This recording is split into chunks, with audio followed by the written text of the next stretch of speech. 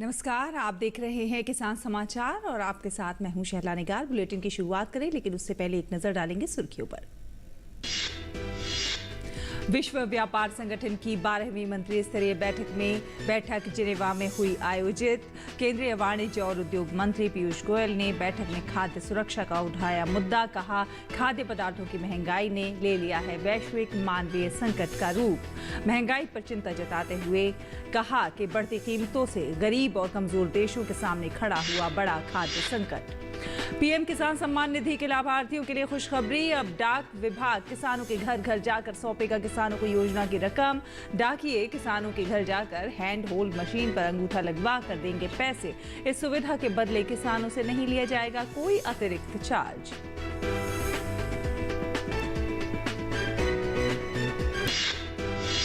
उपराष्ट्रपति एम वेंकैया नायडू का हैदराबाद में प्रकृति सैन्यम पुस्तक के विमोचन के अवसर पर मीडिया, वैज्ञानिक बिरादरी और लोगों से कृषि के प्रति सकारात्मक भाव दर्शाने का आह्वान। जैविक खेती को बढ़ावा देने के लिए उपराष्ट्रपति ने कृषि उत्पादन में स्थिरता के साथ वृद्धि सुनिश्चित करने को कहा। दिल्ली सहित उत्तर भारत में भीषण गर्मी का प्रकोप जारी। मौसम विशेषज्ञों के अनुसार 15 से 16 जून तक गर्मी से बड़ी राहत मिलने के आसार। फिलहाल भीषण गर्मी से इंसानों के साथ साथ पशु भी परेशान। खेतों में तरबूज, खरबूजे, खीरा और ककड़ी की फसल को हो रहा है नुकसान। तो बुलेटिन की शुरुआत करते हैं। विश्व व्यापार संगठन की 12वीं मंत्री स्तरीय बैठक जिनेवा में जारी है। केंद्रीय वाणिज्य और उद्योग मंत्री पीयूष गोयल ने बैठक में खाद्य सुरक्षा का मुद्दा उठाया। बैठक में केंद्रीय मंत्री ने कहा कि खाद्य पदार्थों की महंगाई ने वैश्विक मानवीय संकट का रूप ले लिया है, जो गहरी चिंता का विषय है। उन्होंने कहा कि खाद्य पदार्थों की बढ़ती कीमतें लाखों लोगों के अस्तित्व को खतरे में डाल रही हैं, जिससे गरीब और कमजोर देश और वहां रहने वाले असंतुलित बाजार के अधीन आते जा रहे हैं। ऐसे में WTO में ऐसे नियम बनाए जाने चाहिए कि दुनिया में कोई भी व्यक्ति भूखा नहीं सोए और WTO को इस लक्ष्य में सहभागी होने की जरूरत है। साथ ही केंद्रीय मंत्री पीयूष गोयल ने कहा कि खाद्य सुरक्षा के लिए सस्टेनेबल फिशिंग उतनी ही जरूरी है जितना कि कृषि। केंद्रीय मंत्री गोयल ने यह भी कहा कि WTO में सुधार विकास पर केंद्रित होना चाहिए, साथ ही उसकी प्रक्रिया भी पारदर्शी और समावेशी होनी चाहिए। और पीएम किसान सम्मान निधि के लाभार्थियों के लिए एक खुशखबरी है। अब इस योजना के तहत किसानों को एक और बड़ी सुविधा मिल रही है। अब किस्त के पैसे लेने के लिए किसानों को बैंक तक जाने की ज़रूरत नहीं पड़ेगी। डाक विभाग ने इसके लिए एक नई योजना तैयार की है। इसके तहत डाकिये किसानों के घर घर जाकर किसान सम्मान निधि का पैसा उन्हें देंगे। डाक विभाग 13 जून तक इसके लिए विशेष अभियान चला रहा है। इस अभियान के तहत डाकिये किसानों के घर जाकर हैंड होल्ड मशीन पर अंगूठा लगवाएंगे और उन्हें पीएम किसान सम्मान निधि की रकम सौंपेंगे। दरअसल केंद्र सरकार ने डाक विभाग को किसानों को घर घर जाकर रकम सौंपने की जिम्मेदारी दी है। इसके लिए भारतीय डाक विभाग को सरकार ने विशेष अधिकार भी दिए हैं। अब तक बैंक के अलावा किसान खुद डाकघर जाकर पैसा निकलवाते थे। आपको बता दें कि डाक विभाग ने पोस्ट ऑफिस के अधिकारियों को इस संबंध में आदेश जारी कर दिए हैं। इसके तहत 13 जून तक सभी डाकघर क्षेत्र के डाकियों को राशि दी जाएगी, जिसके बाद डाकिये उस राशि को किसानों के घर तक पहुंचाएंगे। इसके लिए किसानों से कोई अतिरिक्त चार्ज नहीं वसूला जाएगा। किसानों की सुविधा के लिए केंद्र सरकार ये बड़ा कदम उठा रही है। गौरतलब है कि 31 मई को पीएम मोदी ने पीएम किसान योजना की 11वीं किस्त जारी की थी। उपराष्ट्रपति एम वेंकैया नायडू ने मीडिया, वैज्ञानिक बिरादरी और समग्र रूप से लोगों समेत सिविल सोसाइटी से कृषि की तरफ सकारात्मक भाव दर्शाने की अपील की है। कृषि को एक पवित्र गतिविधि बताते हुए उन्होंने कहा कि किसानों की सुरक्षा करना और कृषि को लाभदायक बनाना सुनिश्चित करने के लिए उन्हें सभी प्रकार की मदद करना वक्त की मांग है। नायडू ने हैदराबाद में रायथू स्तंभ प्रकाशन द्वारा प्रकाशित पुस्तक प्रकृति सैन्यम का विमोचन किया। ये पुस्तक उन 100 किसानों की सफलता की कहानियों का वर्णन करती है जो जैविक और पारंपरिक खेती करने लगे हैं। नायडू ने उम्मीद जताई कि ये पुस्तक अनेक लोगों को जैविक खेती करने के लिए प्रेरित करेगी। ये बताते हुए कि ब्रिटिश शासन ने भारतीय कृषि को बुरी तरह से प्रभावित किया है, नायडू ने कहा कि स्वतंत्रता के बाद खाद्य सुरक्षा की तलाश में हमने अपने प्राकृतिक पर्यावरण पर कृषि के प्रभाव की अनदेखी की है। उन्होंने कहा कि जैविक खेती की ओर लौटने के लिए हाल के वर्षों में किए गए प्रयासों को देखकर प्रसन्नता हो रही है। उपराष्ट्रपति ने कहा कि प्राकृतिक खेती लागत को नियंत्रित कर सकती है और किसानों के लिए एक स्थिर आय पैदा कर सकती है। उन्होंने आगे ये भी कहा कि जैविक उत्पादों की बढ़ती हुई मांग के दौर में किसानों को भी अत्यधिक लाभ होगा। उन्होंने कहा कि हमें कृषि संरक्षण को बढ़ाने के लक्ष्य के साथ ही स्थिरता भी सुनिश्चित करनी चाहिए। उपराष्ट्रपति ने कहा कि संबद्ध गतिविधियों, विशेष रूप से पशुपालन को अपनाने वाले किसानों को खाद्य और जैविक उर्वरक का एक शक्तिशाली स्रोत मिलने से जैविक खेती में लाभ होगा। किसानों को संबद्ध गतिविधियों को अपनाने के लिए प्रोत्साहित किया जाना चाहिए, जो कि किसानों को अतिरिक्त आय प्रदान कर सकती है और उन्हें कृषि में अनिश्चितताओं से बचा सकती है। देसी नस्लों के संरक्षण का आह्वान करते हुए नायडू ने कहा कि पशुधन राष्ट्रीय धन है।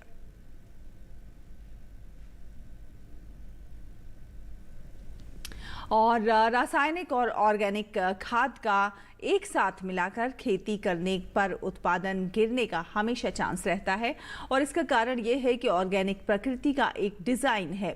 इसके साथ रासायनिक पदार्थ डालने पर पौधे की ग्रोथ और उसकी सेहत पर भी प्रभाव पड़ सकता है। यदि पूर्णतः ऑर्गेनिक खेती का प्रयोग किया जाए तो उत्पादन में कोई कमी नहीं आएगी। ये बातें ऑर्गेनिक खेती के लिए पूरे देश में विख्यात पद्मश्री भारत भूषण त्यागी ने कही हैं। उन्होंने बताया है कि ऑर्गेनिक खेती एक मैनेजमेंट है। इसमें प्रकृति को समझकर प्रकृति का ही खाद का प्रयोग किया जाता है। इसमें बाजार से किसी खाद को लाने की ज़रूरत नहीं पड़ती है। घर में ही सब कुछ बना सकते हैं और उसका ही फसलों पर प्रयोग किया जा सकता है। कई फसलों को एक साथ कैसे लगाएंगे, पौधों को कितनी दूरी पर लगाना है, पौधों को आपस में किस तरह से समायोजन करना है, इन सभी को जानने का नाम ही जैविक खेती है। उन्होंने कहा कि रासायनिक खादों के प्रयोग से उर्वरक में कमी आती जा रही है। जैविक खेती करके हम अपने और अपने देश के लोगों का जीवन सुधार सकते हैं। प्राकृतिक खेती में कई फसलों को हम एक साथ कर सकते हैं। बुलंदशहर के पद्मश्री भारत भूषण त्यागी 3 दशक से जैविक खेती करते हैं। उनके यहाँ पूरे भारत से लोग प्रशिक्षण के लिए भी साल भर आते रहते हैं। अब तक उन्होंने 3 लाख से अधिक किसानों को प्रशिक्षण दिया है। आज भी हर माह उनके यहाँ औसतन 2000 किसान प्रशिक्षण के लिए आते हैं। उन्होंने बताया कि जैविक खेती को सही ढंग से किया जाए तो उत्पादन नहीं घटेगा। इसमें प्रकृति को समझने की ज़रूरत है। हम सबको प्रकृति के नियमों के अनुसार चलना होता है। जब प्रकृति के साथ चलेंगे, उसके अनुसार अपने विकास की बात सोचेंगे तो निश्चित ही हम सब तमाम रोगों से मुक्त रहेंगे। और जम्मू कश्मीर के राजौरी के मेहरा गांव के किसान मिसाल कायम कर रहे हैं। उन्होंने अपनी लघु कृषि भूमि में शुद्ध जैविक सब्जियों की खेती शुरू की है। ग्रामीण किसान शुद्ध जैविक सब्जियों की खेती शुरू करने के बाद बहुत अच्छा महसूस कर रहे हैं। वो सभी प्रकार की सब्जियां उगा रहे हैं। किसानों ने जब से जैविक सब्जियों की खेती करना शुरू किया है, तभी से उनकी आजीविका में बेहतरी आई है। बाजारों में राजौरी जिले के मेहरा गांव की शुद्ध सब्जियों की बहुत डिमांड है। शुरू में इन किसानों को पानी की आपूर्ति की समस्या थी। अब सब्जियों की खेती में सुधार के लिए सरकारी योजना के तहत पानी की सुविधा प्रदान की गई है। ग्रामीणों ने कहा कि जैविक सब्जियों की खेती के लिए और सुधार की जरूरत है। भारत सरकार हम तक पहुंचने के लिए योजनाएं चला रही है। किसानों ने यह भी कहा है कि हमें कृषि विभाग से और अधिक मदद की जरूरत है। हमारा ये छोटा सा गांव है जिसमें हम सब्जियां लगाते हैं। हमारी जो रोजी रोटी है वो इन सब्जियों से ही चलती है। हर किस्म की सब्जी लगाते हैं, जैसे करेला, भिंडी, कद्दू, खीरा वगैरह हर चीज़ हम लगाते हैं। मैं खुद पढ़ रही हूँ और मेरी पढ़ाई जो है वो भी इस सब्जियों से ही चलती है। तो 12th पास करके मैं यहाँ आई थी, आज मैं ग्रेजुएशन कर रही हूँ। तो इन सब्जियों से ही हमारा सब कुछ सर्कल चलता है। ये जो हमारी सब्जी है ये देसी खाद से तैयार की जाती है। हर किस्म की सब्जी यहाँ पे हम लगाते हैं और डिमांड बहुत ज़्यादा है इस सब्जी की। जैसे यहाँ पे कद्दू, खीरा, भिंडी, करेला, हर चीज़ की सब्जी हम यहाँ पे तैयार करते हैं। बैंगन, कड़म, हर चीज़ है। हमारे प्रधानमंत्री साहब की जो हर तरह की किसानों के लिए अलग अलग स्कीमें हैं, वो अब उन्हीं की समझो नक्शे कदम पे लोग चल रहे हैं। और जितना सेंट्रल गवर्नमेंट की तरफ से प्रोत्साहन मिलता है, जो भी हमारे प्रधानमंत्री जी का नारा है जो कि लोग ज़्यादा से ज़्यादा सेल्फ डिपेंड होने चाहिए, खेती पर निर्भर होने चाहिए, खेती को बढ़ावा देने, तो उस राह पे ये लोग आगे चल रहे हैं। तो बड़ी खुशी की बात। मक्की पर तो इनको 6 महीने डिपेंड करना रहना पड़ेगा, तब जाके ये पैदावार होगी। तो कई बार ज़्यादातर ख़राब हो जाती है मक्की। पर सब्जी का ये है कि ये साल में 3-3 सब्जियाँ उगा रहे हैं और कैश क्रॉप है। 10 दिन 15 दिन के में ये सब्जी तैयार हो रही है। तो ये लोग मक्की इस पे ज़्यादा डिपेंड है। मक्की पे जो है इतना वो समझो कि जो कमाई का सोर्स है मक्की पे कम है, इस पे बहुत ज़्यादा है। और देश में गौ संरक्षण, संवर्धन और बेसहारा गायों को आश्रय प्रदान करने के लिए राज्य सरकारों के द्वारा गौशालाओं के निर्माण पर अनुदान दिया जाता है। ये गौशाला पंचायत स्तर या फिर तहसील स्तर पर बनाई जाती है, जिससे अधिक से अधिक गौवंश को सहारा दिया जा सके। इसके लिए सरकार योजना के तहत गौशाला के निर्माण और उसमें पशुओं के रखरखाव पर अनुदान देती है।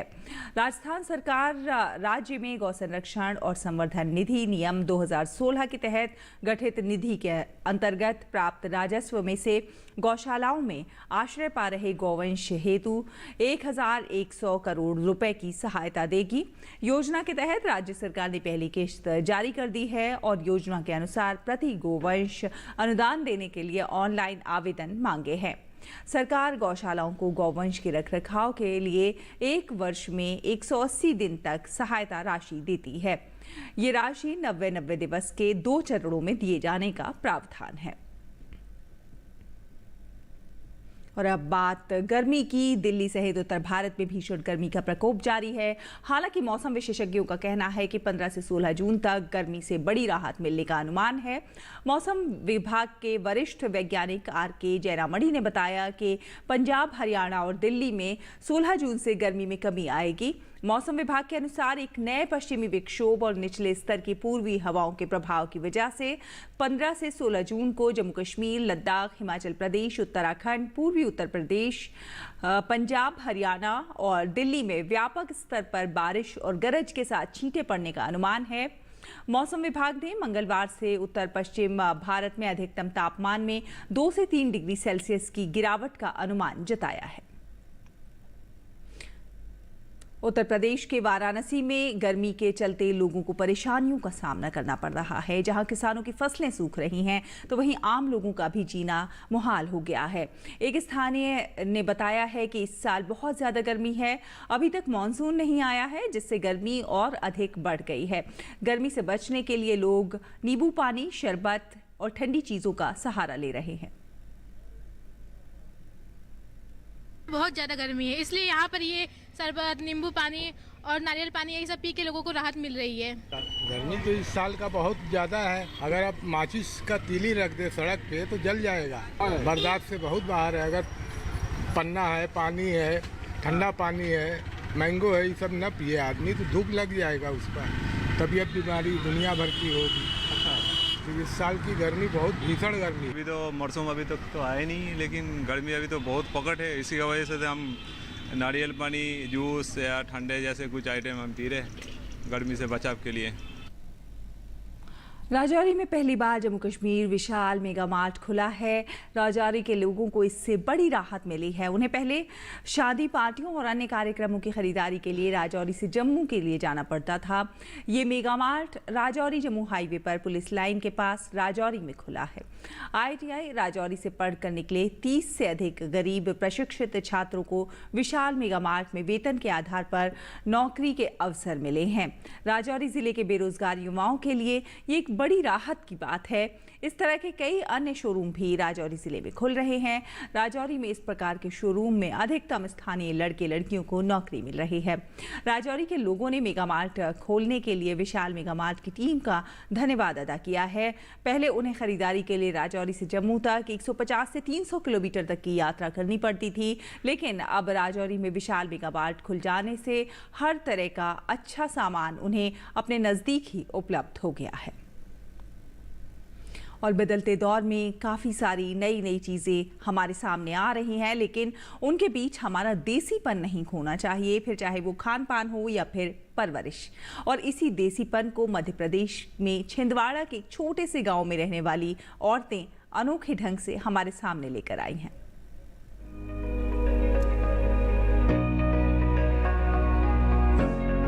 मेथी, टमाटर, सीताफल, राजमा, मक्का और तमाम तरह की दालें। ये पूंजी है बीज बैंक की।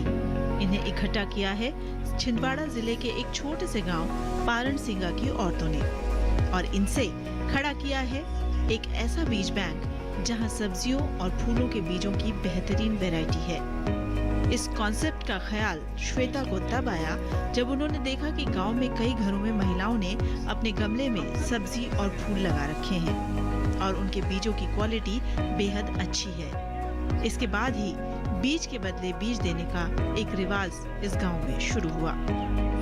हम लोगों को जब ये रियलाइज़ हुआ कि कितना इम्पोर्टेंट है देसी बीज बचाना या उसको लगाना और उसको बढ़ाना और हमारे रोज के जीने में भी उसका इस्तेमाल करना, जब हमको ये रियलाइज़ हुआ तो हम लोगों को ये समझ में आया कि कितना ज़रूरी है कि हम आसपास में ही देखें कि हम क्या क्या उगा रहे हैं और वो हम लोग एक्सचेंज कर पाए क्या, और वो हमने करना शुरू किया और इसी तरीके से हमारा बीज बैंक बना। इन स्वदेशी बीजों को संरक्षित करने का बहुत ही बढ़िया तरीका भी इन महिलाओं ने ढूंढा है। सीड बॉल्स, राखी और कैलेंडर जैसी चीजें बनाई जाती हैं और जिसे जब जरूरत हो वो इन बीजों को ले जाता है। ये बीज बाजार में बिकने वाले बाकी बीजों के मुकाबले काफी सस्ते हैं और इनसे फसलों की पैदावार भी काफी अच्छी होती है। गांव में अब जन्मदिन या शादी की सालगिरह पर लोग इस खास तोहफे को ही देना ज्यादा पसंद करते हैं। अपने गमले है 100 तो हर प्रकार के, अब सेवंती का भी इतना जाओ तो 40 रुपए में, गुलाब का 40 या 60 रुपए में पौधा मिलता है। तो बरसात में कटिंग करके हम पन्नी में पॉलिथीन में लगाते और वही दीदी लोगों को दे देते, किसी के बर्थडे पे गिफ्ट करते हैं तो बहुत उससे खुशी मिलती है और आनंद आता है। हमको एक बात की खुशी है कि जो हर चीज हर महिला के यहाँ उगती है तो वो सब मिलके हम लोग इकट्ठा करते हैं और उसका उत्पन्न ज्यादा होता है।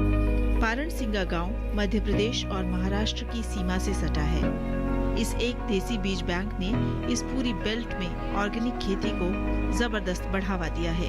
इस बीज बैंक को तैयार करने के पीछे एक मकसद ये भी था कि इससे यहाँ की महिलाओं को अपने पैरों पर खड़ा होने में मदद भी मिली है। Bureau report, DD news. और अब बात करेंगे मौसमी खेती की। आइए देखते हैं कि इस मौसम में किसान कैसे करें अपनी फसलों का रखरखाव।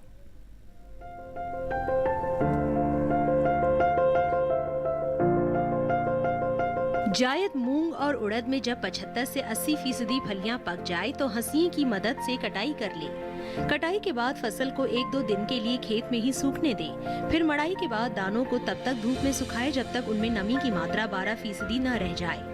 दाने ठीक से सूख जाए तो उन्हें साफ और सूखी जगह पर भंडारित कर ले। बेबी कॉर्न में रेशा निकलने के 2-3 दिन के अंतराल पर तुड़ाई कर ले, जबकि स्वीट कॉर्न की तुड़ाई रेशा निकलने के 20 से 22 दिन के बाद होगी। इस समय स्वीट कॉर्न में शुगर की मात्रा सबसे अच्छी होती है। हरे चारे के लिए जायद ज्वार की पहली कटाई फसल बोने के 50 से 60 दिन बाद करनी है। इसके बाद हर 30 से 35 दिन बाद ये कटाई के लिए तैयार हो जाएगी। इस तरह एक बार ज्वार बोने से 3 कटाइयाँ ली जा सकती है। अगर ज्वार का बीज लेना है तो एक बार से ज्यादा कटाई नहीं करनी है। वहीं पौष्टिक चारे के लिए कटाई फूल आने पर होगी। लोबिया का हरा चारा लेने के लिए फली बनने की अवस्था में कटाई करेंगे। फली बनने की प्रक्रिया बुआई के 2-3 माह बाद शुरू होती है। हालांकि बाजरे की चारा फसल की कटाई फूल आने से पहले सही रहती है। अगर किसी वजह से इस दौरान फसल ना काट सके तो 50% फूल आने पर जरूर कटाई कर ले। बुआई के 65 से 70 दिनों बाद फसल इस स्थिति में पहुंच जाती है। जायद सूरजमुखी में फूलों का पिछला भाग जब नींबू की तरह पीला हो जाए तो समझ ले कि फसल कटाई के लिए तैयार है। ये वो समय है जब निचले पत्ते सूखकर गिरने लगते हैं। जायद मूंगफली के छिलके में जब ऊपर नसें उभर आए और अंदरूनी हिस्सा कत्थई रंग का हो जाए तो इसकी खुदाई कर ले। खुदाई के बाद फलियों को सुखाकर भंडारित कर ले। गीली मूंगफली का भंडारण बिल्कुल ना करे, ऐसा करने से उनका रंग काला पड़ जाएगा और दाने खाने योग्य नहीं रहेंगे।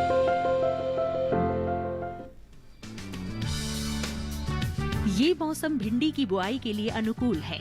उत्तरी भारत के मैदानी इलाकों में गर्मी की फसल जनवरी के अंतिम सप्ताह से मार्च तक और बरसात की फसल जून से जुलाई तक बोई जाती है।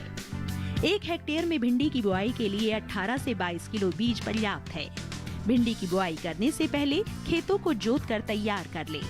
खरपतवार को साफ कर ले। बुआई करते समय कतार से कतार की दूरी 30 सेंटीमीटर और पौध से पौध की दूरी 13 से 15 सेंटीमीटर रखें। किसान भिंडी की कई किस्मों की बुआई कर सकते हैं, जैसे पूसा मखमली, पूसा सावनी, लाल भिंडी और IHR 31 आदि। पूसा मखमली किस्म की भिंडी की लंबाई 6 से 8 इंच तक होती है। ये भिंडी लंबी, सीधी, चिकनी और हरे रंग की होती है। पूसा सावनी किस्म की भिंडी की लंबाई 10 से 15 सेंटीमीटर होती है। ये लंबी, पतली, नरम, चिकनी और गहरे हरे रंग की होती है। पूसा सावनी किस्म की 1 हेक्टेयर में 80 से 100 क्विंटल तक पैदावार ली जा सकती है। लाल भिंडी लंबी, सीधी और गुदेदार होती है, जबकि IHR 31 किस्म की भिंडी की लंबाई 24 सेंटीमीटर तक होती है। ये मोटे गुदे वाली और हल्के हरे रंग की होती है। अगर बात सिंचाई की करें तो बुआई के तुरंत बाद फसल में पहली सिंचाई करें और फिर दूसरी और तीसरी सिंचाई 3 से 4 दिन के अंतराल पर करें। फसल की अच्छी पैदावार के लिए खेतों में समय समय पर निराई गुड़ाई करते रहें।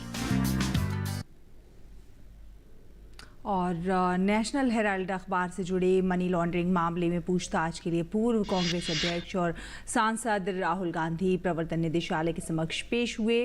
प्रवर्तन निदेशालय कार्यालय के बाहर अतिरिक्त सुरक्षा बल तैनात हैं। सुरक्षा के लिहाज से कांग्रेस कार्यकर्ताओं को 1 किलोमीटर पहले ही रोका गया। प्रवर्तन निदेशालय ने कांग्रेस के अंतरिम अध्यक्ष सोनिया गांधी को भी 23 जून को पेश होने को कहा है। भाजपा के राष्ट्रीय प्रवक्ता संबित पात्रा ने कांग्रेस पर झूठ का सत्याग्रह करने का आरोप लगाया है। उन्होंने कहा है कि राहुल गांधी नेशनल हेराल्ड मामले में बेल पर बाहर है और संवैधानिक तरीके से मामला चल रहा है। दिल्ली की राउज एवेन्यू कोर्ट ने मनी लॉन्ड्रिंग के आरोप में गिरफ्तार आम आदमी पार्टी के नेता और दिल्ली के मंत्री सत्येंद्र जैन को सोमवार को 14 दिन की न्यायिक हिरासत में भेज दिया। कोर्ट ने जैन की जमानत याचिका पर 14 जून को अब सुनवाई करेगा। सुनवाई के दौरान जैन की मेडिकल रिपोर्ट पेश की गई है। ईडी ने कहा कि जमानत याचिका पर सुनवाई के लिए उसे समय दिया जाए, जिससे जवाब दाखिल किया जा सके। राष्ट्रपति रामनाथ कोविंद कर्नाटक के दौरे पर बेंगलुरु पहुंचे। बेंगलुरु पहुंचने पर राष्ट्रपति रामनाथ कोविंद का स्वागत राज्यपाल थावरचंद गहलोत और मुख्यमंत्री बसवराज बोम्मई ने किया। राष्ट्रपति मंगलवार को बेंगलुरु के बैकुंठ हिल में श्री राजाधिराज गोविंदा मंदिर के लोकार्पण समारोह में शामिल होंगे। कर्नाटक विधान परिषद की 4 सीटों के द्विवार्षिक चुनाव के लिए मतदान। उत्तर पश्चिमी और दक्षिणी स्नातक निर्वाचन क्षेत्रों और उत्तर पश्चिमी और पश्चिमी शिक्षक निर्वाचन क्षेत्रों में मतदान। राज्य में सत्तारूढ़ भारतीय जनता पार्टी ने चारों निर्वाचन क्षेत्रों में अपने उम्मीदवार खड़े किए हैं, जबकि जनता दल एस ने उत्तर पश्चिम स्नातक क्षेत्र को छोड़कर अन्य 3 क्षेत्रों में अपने प्रत्याशी उतारे हैं। भारतीय जनता पार्टी ने असम में कार्बी आंगलोंग स्वायत्त शासी परिषद की सभी 26 सीटें जीत ली हैं। पार्टी ने परिषद में अपनी सत्ता बनाए रखी है। 2017 में उसने पिछला चुनाव भी जीता था। कार्बी आंगलोंग स्वायत्त शासी परिषद के चुनाव के लिए बुधवार को मतदान हुआ था। 26 सीटों के लिए 154 उम्मीदवार मैदान में थे और कुल 77.96% वोट डाले गए थे। प्रधानमंत्री नरेंद्र मोदी ने कार्बी आंगलोंग में भाजपा की ऐतिहासिक जीत पर भाजपा कार्यकर्ताओं को बधाई दी है। उत्तर पूर्वी राज्य मेघालय के तुरा में सोमवार सुबह 6 बजे की 32 मिनट पर भूकंप के झटके महसूस किए गए।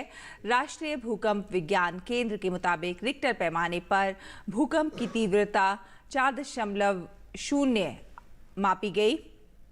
भूकंप के कारण किसी तरह की जान माल के नुकसान की खबर नहीं है। गर्मियों की छुट्टियां खत्म होने के बाद तमिलनाडु के स्कूल दोबारा खुले। वहीं कोरोना मामलों में वृद्धि के मद्देनजर स्कूलों में सभी मौजूदा मानक संचालन प्रक्रियाओं का पालन किया जाएगा। तमिलनाडु के स्वास्थ्य एवं परिवार कल्याण मंत्री ने लोगों से सार्वजनिक स्थानों पर कोविड-19 की रोकथाम से जुड़े दिशा निर्देशों का पालन करने की अपील की है। कोविड महामारी के खिलाफ सबसे प्रभावी हथियार के रूप में शुरू किए गए टीकाकरण अभियान के तहत देश में अब तक 195.19 करोड़ से अधिक कोविड रोधी टीके लगाए जा चुके हैं। वहीं पिछले 24 घंटों में 11,77,000 से अधिक टीके लगाए गए। टीकाकरण अभियान देश में लोगों की कोविड से सुरक्षा का एक महत्वपूर्ण माध्यम है और इसकी उच्च स्तर पर लगातार समीक्षा और निगरानी की जा रही है। तो इसी के साथ किसान समाचार में फिलहाल इतना ही। नमस्कार।